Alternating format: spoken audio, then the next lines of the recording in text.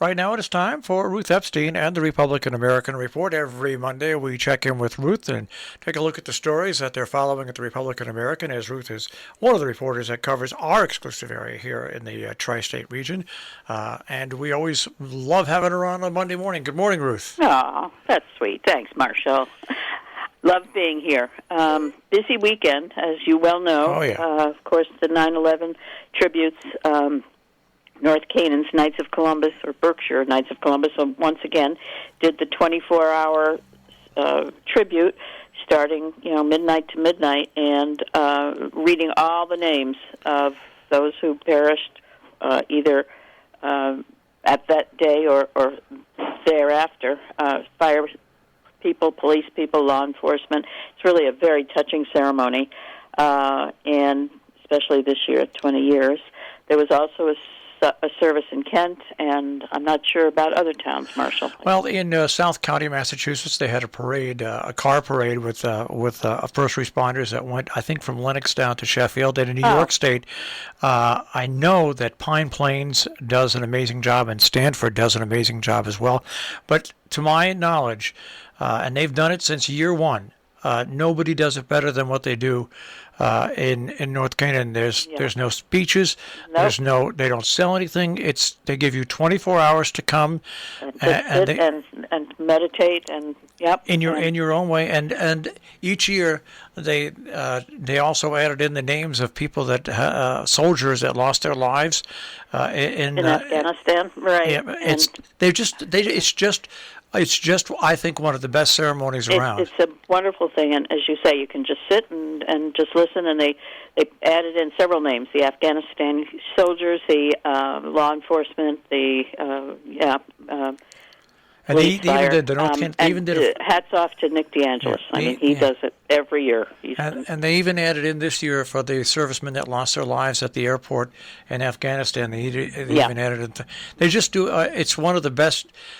Most understated 24-hour periods that any organization does. I totally agree. And, of course, having that huge flag there flying over the whole time is it's amazing. Yep. And, as I say, Nick DeAngelis and the Knights of Columbus deserve a real thank you for that. Now, did you realize that Mark Herco got a breakthrough case of COVID-19? No. I just spoke to him this morning. He was out of work for 3 weeks. He had a very serious case. Wow. And here's a person who gets tested a lot, had the vaccines, and like he said, he was very sick, but if he had not gotten the vaccinations, he would have been in serious trouble. But he missed. Kidding. Yeah. Wow. I found that out this morning, and I was amazed. No, I had heard nothing about that. That's amazing. Wow. Well, glad he's on the mend. Well, that's why he was on the air today pushing those vaccinations. We can't say that enough, Marshall. We just can't say it enough. And we hear stories about that all the time, and people who don't take it and then die because they, at their last breath, say, I wish I'd done it. So please take heed. Also this weekend we had the Ag Fair in Cornwall, which was always a nice event. They did pay tribute to 9/11, but then they went and did all the agricultural things that they normally do, and it's the field at Town Green is just filled with all sorts of booths and animals and displays and tributes, and it's lovely. And hats off again to Cornwall for doing that for so many years. I think it was the 39th, they said, annual. And looking, I don't know if you saw, we had the figures for the enrollment this year at Region 1, and they've just about stayed the same. We thought maybe they'd go up tremendously because of the influx of people, but some schools went down and some schools went up, and it stayed about 1380 in that vicinity for the whole region. And these are not official until October 1st, but generally they're in the ballpark. And region October 1st is the official day that the count is made. Interesting stats. Looking ahead. Busy day today. I think we have Region 1 tonight. Yep. We also, Salisbury Board of Selectmen, I assume, are meeting tonight. They didn't meet last week, so Canaan met on Tuesday, but I think Salisbury meets tonight. Kent Board of Selectmen is tomorrow night, as is Sharon Board of Selectmen. And I think, I'm sure there are other things going on. There's something. Oh, the Equus event is next Saturday. That comes up next Saturday. That's a big event for them, yes. Right, and there is something else next Saturday, and we'll have to get it in the paper because I can't remember at the moment, but I know the 18th there are things going on.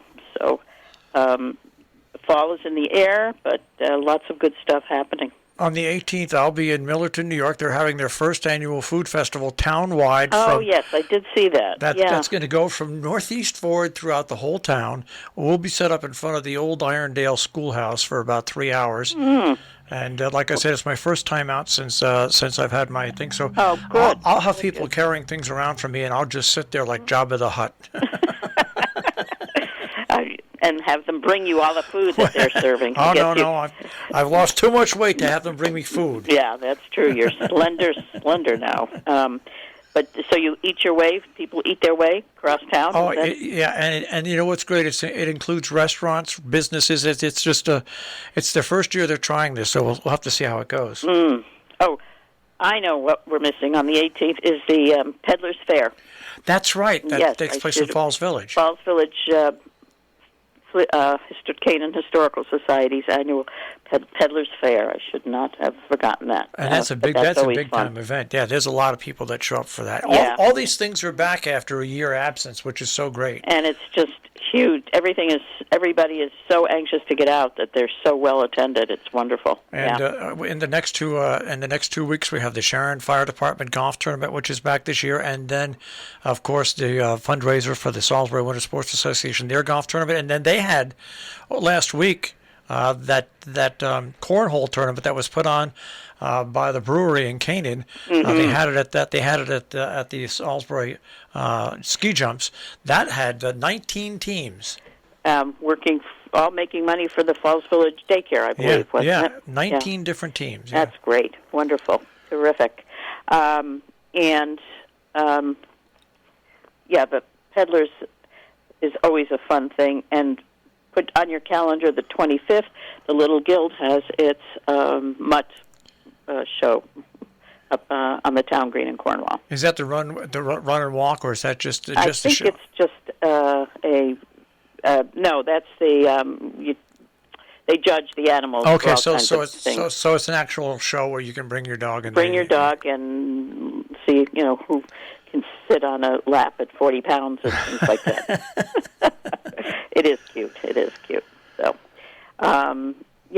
so stuff going on, just plenty of stuff going on. Yeah, we're building back, and hopefully this COVID-19 variant will do what it's done in other countries and start to filter its way back. But here in Connecticut and adjacent Eastern New York, there are actually more cases building now on a day-by-day basis. So. Yeah, well, you and I both get the notes from Superintendent Lisa Carter. We know there are still cases popping up. So far, they haven't had to quarantine or close classes, but it's happening. And I think what's good about that is what most people don't realize is I had somebody say, "Why do you put those notices on the air? It's just for the school." I said, "No, it's not just for the school. Oh no, absolutely not. It's for people that don't go to school. It's for grandmothers, grandfathers, and also what it shows you is, by the way, people are paying attention because they are getting themselves checked. If they have any sniffles, they're finding out, and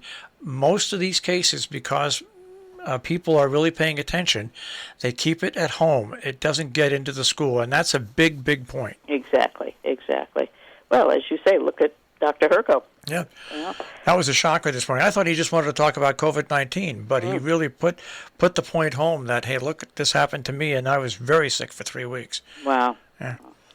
So he was even concerned because a week in he was still very sick, but then things started to get better. So people be careful out there. That's all. Yeah. One other thing, Marshall, the machinery show here in Kent is going to be on the weekend of the 24th, 25th, 26th. So folks who love all those old antique machines, come on down. This is the shutdown, right? What do you mean? The Antique and Machinery shows, when they open up the season, and don't they shut down the season with the Oh, show? they might. Yeah. I'm not sure. Yeah, but it's still a fun time to go and watch all Yeah. these things. It's a great show, and you can stroll the grounds there, and it's just ride the train and do all sorts of great things. All right there, Ruth.